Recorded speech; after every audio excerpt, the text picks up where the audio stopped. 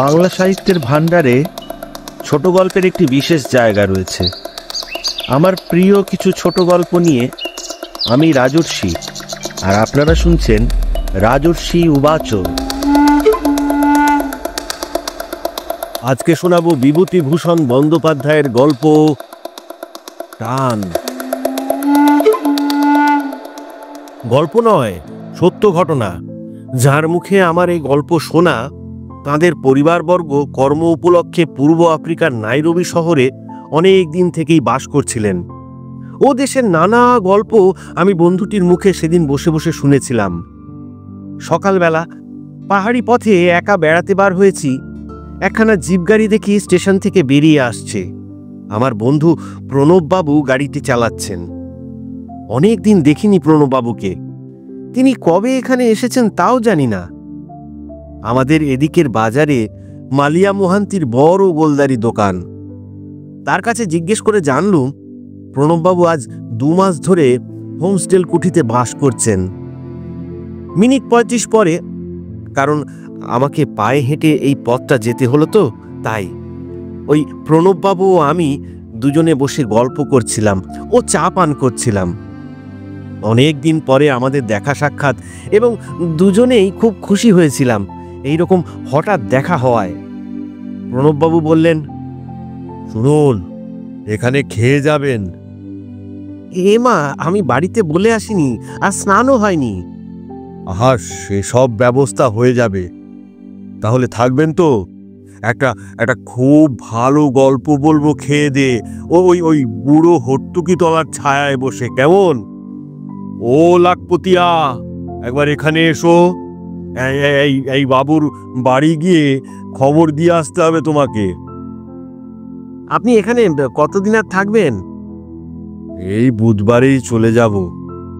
আজ দেখা হওয়াতে বড় ভালো হলো, বুঝলেন। কতদিন দেখা হবে না আর কে জানে। অথচ দেখুন, আমরা কলকাতাতেই থাকি, ঠিকানা না জানাতেই। আপনি মাংস খান তো? হ্যাঁ হ্যাঁ, খাই। নিষিদ্ধ পক্ষীর? হ্যাঁ, খুব খাই। মধ্যাহ্নভোজন খুব ভালোই হলো। এরপর আমরা সেই হর্তুকি তলায় গিয়ে বসি। সামনে পশ্চিম দিকে নদীর ওপারে শৈলশ্রেণী। ঝিরঝির বাতাস বইছে নদীর দিক থেকে। একদল সাদা বক পাহাড় শ্রেণীকে পিছনে ফেলে মেঘের তলা দিয়ে উড়ে আসছে এদিকেই। প্রণববাবু বললেন, আপনি আমার জীবনের কথা কিছু কিছু সকালবেলা শুনেছেন। আজ একটি অসাধারণ ঘটনার কথা বলবো। এ আমার নিজের চোখে দেখা বলেই আপনার কাছে বলবার ইচ্ছেটা বড় প্রবল হয়েছে। আপনি জানেন, আমার বাবা ও কাকা উগান্ডা রেলপথ তৈরির সময় থেকেই ও দেশে ছিলেন।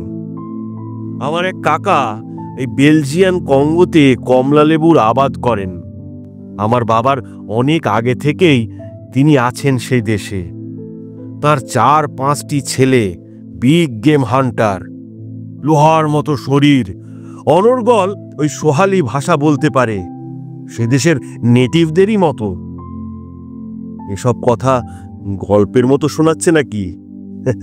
কিন্তু ঘর ভোলা লোকের কাছে এসব যতই গল্প বলে মনে হোক, আমরা জানি বাংলাদেশের লোক কত দূরে দূরে ছড়িয়ে আছে। আমাদের পৈতৃক বাসভূমি বলাগড়ের কাছে শিমুলিয়ায় 10 বছর বয়সে আমি প্রথম নাইরোবি যাই। ভিক্টোরিয়া নায়াঞ্জা হ্রদের তীরবর্তী কাম্পালা নামক ছোট শহরে সীতানাথ বন্দ্যোপাধ্যায় বলে একজন ভদ্রলোক স্কুল মাস্টারি করতেন সে সময়। আমাদের পরিবারের সঙ্গে তার খুব ঘনিষ্ঠতা ছিল। সে সময় তিনি বিবাহ করেননি। ছুটি ছাটাতে নাইরোবিতে আমাদের বাসায় এসে বসতেন। তিনি দিনকতক আমায় ইংরেজি পড়াবার ভারও নিয়েছিলেন। সে সময় ও দেশে জিনিসপত্র খুব সস্তা ছিল। মাংস, দুধ, মাখন, কফি যথেষ্ট পাওয়া যেত। সমগ্র নাইরোবিতে 3 ঘর মোটে বাঙালি পরিবার ছিল। সকলেই ওই উগান্ডা রেলপথের কর্মচারী। আর একজন ছিল খ্রিস্টান, ধর্মপ্রচার করবার কাজে কি এক মিশন কর্তৃক প্রেরিত। মাঝে মাঝে নাইরোবিতে থাকতো, আবার মাঝে মাঝে ওই দূর পল্লী অঞ্চলে চলে যেত। আমি 15 বছর একাদিক্রমে নাইরোবিতে ছিলাম বাবা মার সঙ্গে। ওখানকার জীবন খুব ভালোই কেটেছিল জানেন। জীবনযাত্রা ছিল সম্পূর্ণ নিরুদ্বেগ, জিনিসপত্র ছিল সস্তা। কত নতুন স্বপ্ন তখন দেখেছি অল্প বয়সে। একবার আমার খুড়তুতো ভাই অতুল এসে বেলজিয়ান কঙ্গোর জীবনের এক অপূর্ব ছবি আমার চোখের সামনে ধরলে। সেই আমার তরুণ বয়সের কথা বলছি। তা আমি বাবাকে বললাম, কাকার কমলালেবুর আবাদে গিয়ে কাজ করতে চাই, হাতি সিংহ শিকার করব, গল্পের বইয়ের নায়কের মতো দুর্দান্ত অ্যাডভেঞ্চারপূর্ণ মুক্ত জীবনানন্দের স্বাদ নেব। আমি বললাম, তখন আপনার বয়স কত? তা 17 বছর। আর লেখাপড়া? কাম্পালার সেই মাস্টার সীতানাথ বাড়ুজ্জে ইংরেজি পড়াতেন, আর স্টেশন মাস্টার ডসন সাহেবের মেমের কাছে অঙ্ক কষতাম। আমায় বড় ভালোবাসতেন ডসন সাহেবের স্ত্রী। তার এক ছেলে ছিল প্রায় আমারই বয়সী। একটা এয়ার গান নিয়ে তার সঙ্গে খেলা করতাম। শিকারের ঝোঁক ছিল আমাদের দুজনেরই। নাইরোবির বাইরে তখন বিস্তীর্ণ প্রান্তরে কন্টক ও সিমোসা গাছের বনে জেব্রা, সিংহ, জিরাফ, উট পাখির দল বিচরণ করত। এখনো অবশ্য তারা করে। আমরা কতবার এইসব অঞ্চলে যেতাম বন্যজন্তু শিকারের জন্যে। একবার একদল সিংহের সামনে পড়েছিলাম জানেন। তার মধ্যে এক গর্ভবতী সিংহী ছিল। সে আমাদের প্রায় চোখের সামনে একটা ঝোপের আড়ালে 3-4টে শাবক প্রসব করেছিল। সুতরাং লেখাপড়া সেখানে তেমন হয়নি, বুঝতেই পারছেন। আপনি ডাক্তার হয়েছিলেন কোথায় পড়াশোনা করে? সে অনেক পরে। এই কলকাতায় আমি ডাক্তারি পড়ি। ও, কত বছর বয়সে কলকাতায় আসেন? তখন আমার 25 বছর বয়স। কত বছর বয়সে ডাক্তারি পড়লেন? পাশ করেছিলেন? হোমিওপ্যাথিক কলেজে পড়ি। মাত্র 3 বছরের কোর্স ছিল তখন। তাতেই যথেষ্ট রোজগার করেছি এবং এখনো করছি। ভাগ্যটা কিন্তু ভালো আপনার। আমি প্রথমে প্র্যাকটিস করি দার এস সালামে, তারপর মোম্বাসায়, ওখান থেকে বম্বে, আর বম্বে থেকে কলকাতায় এলাম। পয়সা যা কিছু বেশি রোজগার করি সবই ওই দার এস সালামে। আবার ইচ্ছে ছিল সেখানে যাই, কিন্তু সেখানে আর সুবিধে হবে না, বুঝলেন। ম্যালান গভর্নমেন্টের আওতায় ও উৎসাহে যে অবস্থা সৃষ্টি হয়েছে, তাতে ভারতবাসীদের আর সেখানে হয়তো সুবিধে হবে না। ওরাই বেশি ডাকত। কারা? আফ্রিকানরা। ওদের মধ্যে অনেকে ভারতীয় মেয়ে বিয়ে করেছিল সে সময়। অনেক মেয়ে ভারতীয় স্বামী গ্রহণ করেছিল। আস্তে আস্তে উভয় সমাজে প্রথাটা চালু হচ্ছিল। হ্যাঁ, এইবার আসল গল্পটা বলুন। বেলা গিয়েছে, বাকিটুকু অথবা আসলটুকু অতি অল্প, কিন্তু ভারী অদ্ভুত। আর শুনলেই তো ফুরিয়ে যাবে। তাতে চলুন চা খাওয়া সেরে নেওয়া যাক। চা খাওয়া খুব ভালো হলো। ও বেলাও যাতে আমি থাকি সেই জন্য প্রণববাবু ও তাঁর স্ত্রী খুব পীড়াপিড়ি করতে লাগলেন। এ বেলা নাকি ভালো করে খাওয়ানোই হলো না, আমার খাওয়ার নাকি খুব কষ্ট হলো। সন্ধ্যার পর আধো জ্যোৎস্না আধো অন্ধকারের মধ্যে প্রণববাবু আবার গল্প শুরু করলেন সেই হর্তুকি তলায় বসে। এইবার যে কথাটা বলবো সেটা ভালো করে বুঝতে হলে আমার মামা বাড়ির ইতিহাস আপনার কিছু জানা দরকার। আমার দাদামশাই গোবিন্দ ঘোষাল সিপাহী বিদ্রোহের সময় ফয়জাবাদ মিলিটারি অ্যাকাউন্টেন্টে কাজ করতেন। তার 2 বিবাহ। আমার দিদিমাকে তিনি বিবাহ করেন যখন, তখন তার বড় ছেলের বয়স 30 বছর। আমার মা তার শেষ বয়সের সন্তান, কিন্তু আশ্চর্যের বিষয় এই যে আমার সে দিদিমা সধবা অবস্থায় দেহত্যাগ করেন।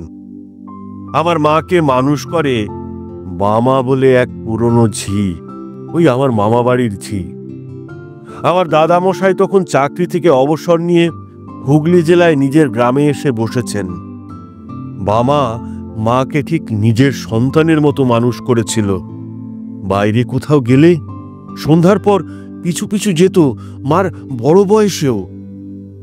মামা কোথাও যেত না। নিজের দেশ বর্ধমান জেলার যে ক্ষুদ্র গ্রামটিতে তার পৈতৃক ভিটে, মার ভার নেওয়ার পর থেকে সে কখনো আর সে গ্রামেও পদার্পণ করেনি। আমার মা যখন বিয়ের কোণে সেজে আমাদের বাড়িতে এসেছিলেন, বাবা তখন মার সঙ্গে এ বাড়ি চলে আসে এবং মাঝে মাঝে দেশে চলে গেলেও প্রায়ই তার এই জামাই বাড়ি এসেই থাকত। মা বলতেন, এখানেই থাকো না কেন মামা? সে বলতো, না খেদি।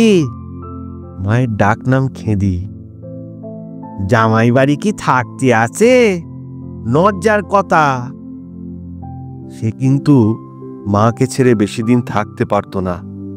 কিছুদিন পর পর প্রায়ই আসতো। আর আসবার সময় মা যা খেতে ভালোবাসতেন ছেলেবেলায়, নারকেল নাড়ু, চিড়ে, কলা, এইসব জোগাড় করে নিয়ে আসতো। শুধু হাতে কখনো আসেনি। বাবা কিন্তু মারা যায় আমার মামা বাড়িতেই, হঠাৎ কি একটা অসুখ হয়ে। মার সঙ্গে দেখা হয়নি।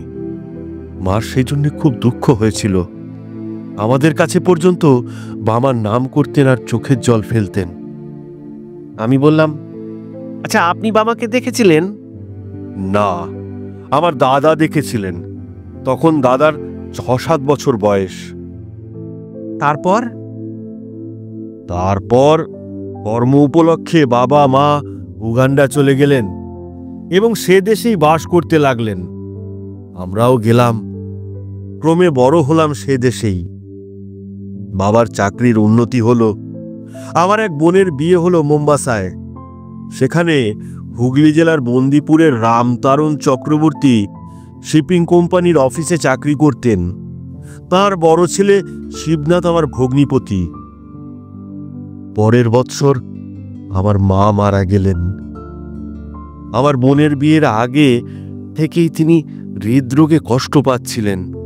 একদিন সন্ধ্যার পর আমাদের সঙ্গে গল্প করতে করতে বললেন, শরীরটা কেমন করছে। তারপর ঘরের মধ্যে গিয়ে বিছানায় শুয়ে পড়লেন। আর ডাক্তার আসবার আগেই সব শেষ। এইবার আসল কথাটা এসে গিয়েছে। মা তো মারা গেলেন সন্ধ্যার সময়। অনেক রাতে লোকজন জোগাড় হলো। যে কটি বাঙালি পরিবার নাইরোবিতে সে সময় থাকত, তাদের সকলের বাড়ি থেকেই মেয়েরা ও পুরুষেরা এলেন সেই রাত্রে আমাদের বাড়ি খবর পেয়ে। রাত 11টার পর আমরা শ্মশানে মৃতদেহ নিয়ে গেলাম। নাইরোবির বাইরে শহর থেকে প্রায় 1 ক্রোশ দূরে অপেক্ষাকৃত নিচু জায়গায় নদীর ধারে শ্মশান। স্থানটা বড় নির্জন ও ঘাসের জঙ্গলে ভরা। রাত্রে এসব স্থানে সিংহের ভয় ছিল খুব বেশি। সিংহের উপদ্রবে রাতে কেউ বড় একটা মরা নিয়ে যেতে সাহস করত না শ্মশানে। আমাদের সঙ্গে অবশ্য অনেক লোক ছিল। আলো জেলে ও বন্দুক নিয়ে আমাদের দল মৃতদেহ বহন করে শ্মশানে নিয়ে গেল। মৃতদেহ চিতায় চড়ানো হয়েছে। দাদা মুখাগ্নি করলেন। আমরা সবাই চিতার অদূরে বসে আছি। এমন সময় আমার ছোট ভাই দেবু আঙুল দিয়ে দেখিয়ে বললে, ওই দেখো, ও কে দাদা? আমি চেয়ে দেখলাম, শ্মশানের দক্ষিণ দিকে একটা গাছতলায় একজন ভারতীয় বৃদ্ধা মহিলা চুপ করে বসে এক দৃষ্টে চিতার দিকে চেয়ে আছে। পরনে তার আধময়লা থান কাপড়। বাবা সেদিকে চেয়ে বলে উঠলেন, সর্বনাশ, ও যে বামাঝি। দাদা বললেন, হ্যাঁ বাবা, বামা দিদিমার মতোই তো দেখতে বটে। বাবা বললেন, তোর মনে আছে? হ্যাঁ, একটু একটু মনে পড়ে বাবা। আমরা সবাই অবাক হয়ে সেদিকে চেয়ে রইলাম। সত্যি এই গভীর রাতে, এই দুর্গম সাপদসংকুল শ্মশান ভূমিতে কোনো বাঙালির মেয়ের আসবার কথা কেউ কল্পনা করতে পারে না। আমরা কেউ তাকে চিনিও না, কেবল চেনেন বাবা এবং সামান্য কিছু চেনে দাদা। তাদের সাক্ষ্য সেখানে সেদিন গভীর এক তত্ত্বের অবতারণা করলে। কোথায় বা চিতা, কার বা মৃতদেহ, মৃত্যুই বা কার? বৃক্ষতলে উপবিষ্টা নারী মূর্তি কিন্তু আমাদের দিকে লক্ষ্য করেনি। সে সম্পূর্ণ নিষ্পৃহ, উদাসীনভাবে এক দৃষ্টে জ্বলন্ত চিতার দিকে চেয়ে বসেছিল। এখনো সে ছবি আমি দেখছি যেন চোখের সামনে। চিরকাল আঁকা থাকবে সে ছবি আমার মনের পটে। হুগলি জেলার এক অখ্যাত গ্রাম থেকে মৃত্যুজয়ী স্নেহের টানে আজ ২০ বছর পরে বামাঝি চলে এলো পূর্ব আফ্রিকার নাইরোবির শ্মশান ভূমিতে। বেশিক্ষণ আমরা দেখতে পাইনি, সব শুদ্ধ বোধহয় মিনিট ৫-৬ হবে মামাঝিকে আমরা দেখতে পেয়েছিলুম সবাই মিলে। তারপরই মিলিয়ে গেল সেই মূর্তি। আমরা বেশি কিছু কথা বলিনি। এরপর দাহ কার্য শেষ করতে সকাল হয়ে গেল। নদীতে স্নান করে আমরা বাড়ি ফিরে এলুম। তখন বেলা ৭টা, ৭:৩০। ওই নদী তীরেই আমার মার দশপিণ্ড দেওয়া হয় এর 10 দিন পরে, এবং মন্ত্র উচ্চারণ করেছিলেন রেল অফিসের অবিনাশ গাঙ্গুলি। নাইরোবির বাঙালিদের বাড়ির মোটামুটি বিয়ে, পৈতে, ষষ্ঠী পুজো সব তিনিই করতেন। তার নামই ছিল আমাদের মধ্যে পুরুত কাকা। নদীর ওপারে শৈলশ্রেণী সন্ধ্যার অন্ধকারে ঢেকে গেল।